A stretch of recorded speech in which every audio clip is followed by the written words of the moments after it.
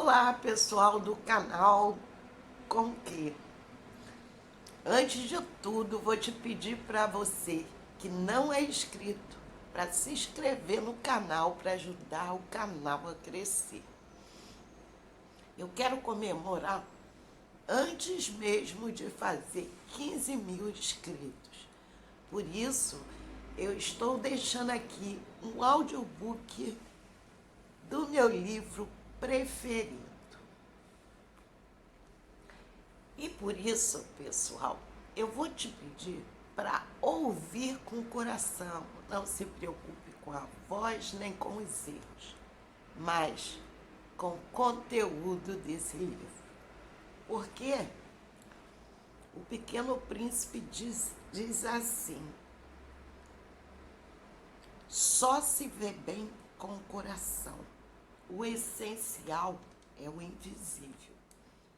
E aí, eu te peço que curta esse livro. Capítulo 1. Uma vez, quando eu tinha 6 anos, vi uma imagem magnífica num livro sobre a floresta tropical que se chamava Histórias Reais. Ela representava uma jiboia que engolia um animal enorme. Ponho aqui uma cópia do desenho. O livro dizia: as jiboias engolem suas presas inteiras, sem mastigar. Em seguida, não conseguem se mexer e dormem durante 6 meses de digestão.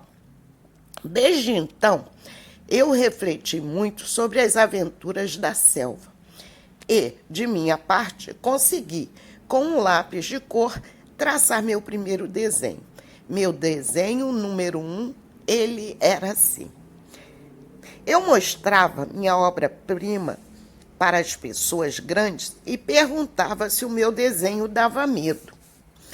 Elas me respondiam: por que um chapéu daria medo? Meu desenho não representava um chapéu. Ele representava uma jiboia digerindo um elefante. Então eu desenhei o interior da jiboia para que as pessoas grandes pudessem entender. Elas sempre precisam de explicações. Meu desenho número 2 era assim. As pessoas grandes me aconselharam a deixar de lado os desenhos de jiboias abertas e fechadas e a me interessar mais pela geografia, história, matemática, gramática. Foi assim que abandonei, com 6 anos de idade, uma magnífica carreira de pintor. Fui desencorajado pelo insucesso do meu desenho número 1 e do meu desenho número 2. As pessoas grandes nunca entendem nada sozinhas. E é cansativo para as crianças que sempre dar explicações. Tive, então, que escolher outra ocupação e, assim, aprendi a pilotar aviões. Voei um pouco por todo o mundo. E a geografia, verdade, me serviu bastante. Eu conseguia distinguir, com uma só olhada, a China do Arizona. É bem útil quando se está perdido no meio da noite. Assim, eu tive, ao longo da vida, muitíssimos contatos com pessoas sérias. Vivi bastante entre pessoas grandes. Eu as vi de bem perto. Mas isso não mudou em nada a minha opinião. Quando eu encontrava uma que me parecia um pouco mais lúcida, eu fazia um experimento com meu desenho número 1, que eu sempre guardei comigo. Eu queria saber se ela era realmente compreensiva, mas ela sempre me respondia: é um chapéu. Então, eu não falava mais de jiboias, nem de florestas tropicais, nem de estrelas. Eu me colocava no nível delas. Falava de bridge, de golfe, de política e de gravatas. E a pessoa grande ficava bem contente de conhecer um homem assim, tão razoável. Capítulo 2. E assim eu vivi sozinho, sem ninguém para conversar de verdade. Até uma pane no deserto do Saara, há 6 anos. Alguma coisa tinha quebrado no meu motor. E como eu não tinha nem mecânico nem passageiro, eu me preparava para tentar, sozinho, um conserto bem difícil. Para mim, era uma questão de vida ou morte. Eu tinha água para beber só para uns 8 dias. Na primeira noite, dormi sobre a areia a 1000 milhas de qualquer terra habitada. Eu estava mais isolado que um náufrago em uma jangada no meio do oceano. Então, imaginem minha surpresa ao raiar do dia, quando uma vozinha engraçada me despertou. Ela dizia: "Por favor, me desenhe uma ovelha." Hein? Me desenhe uma ovelha? Eu me botei de pé, como se tivesse sido atingido por um raio. Esfreguei bem os olhos, olhei bem e vi um rapazinho totalmente extraordinário que me olhava a sério.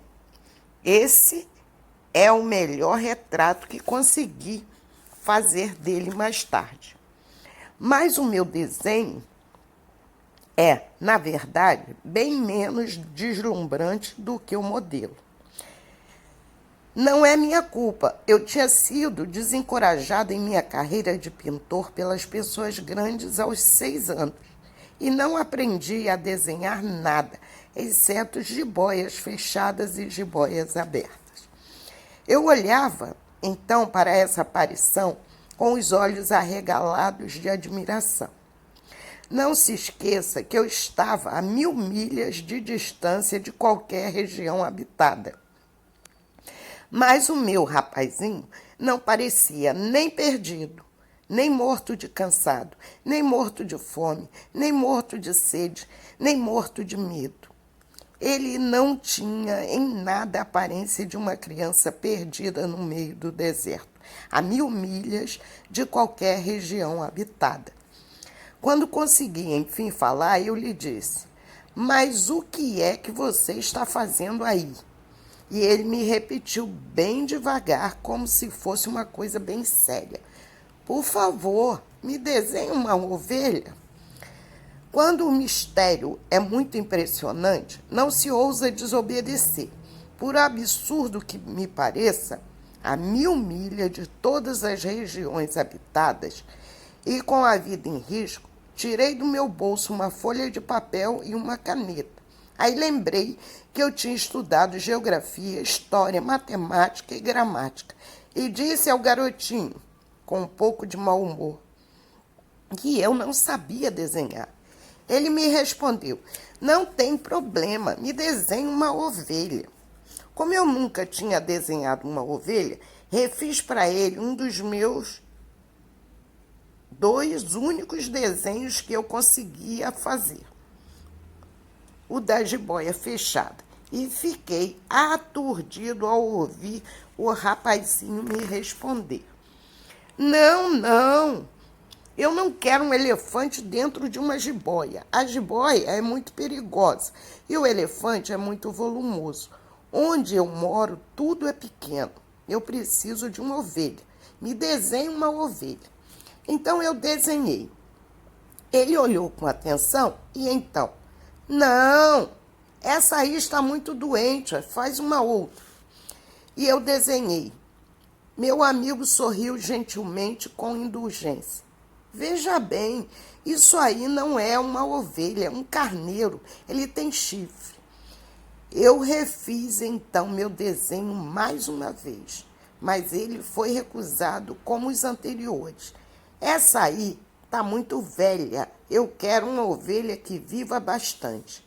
Então, já sem paciência, como eu estava com pressa para começar a desmontar o meu motor, eu rabisquei esse desenho e lhe lancei: "Tá aí a caixa, a ovelha que você quer está aí dentro."